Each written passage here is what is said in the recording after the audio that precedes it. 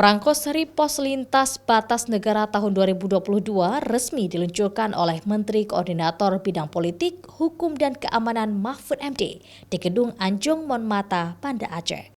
Peluncuran perangko ini ditandai dengan pembukulan RAPI Aceh, penandatanganan sampul hari pertama dan pengiriman kartu pos ke kantor BNPB RI.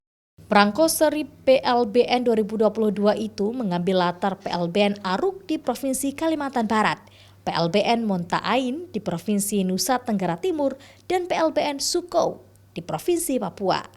Peluncuran perangko dilakukan untuk menunjukkan daerah kedaulatan Indonesia, karena di dalamnya terdapat kode Zone Improvement Plan atau ZIP untuk menandakan wilayah. Perangko itu juga mempunyai fungsi administratif untuk perlindungan terutama dari PBB jika terjadi sengketa. Indonesia memiliki 17.504 pulau dan sekitar 104 diantaranya belum berpenghuni. Sehingga tujuan membangun Indonesia dari pinggiran adalah untuk menegaskan penetapan batas wilayah.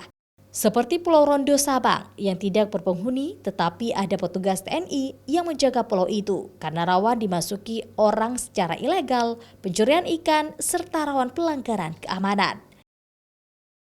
Nova Mistayanti, Kompas TV, Banda Aceh.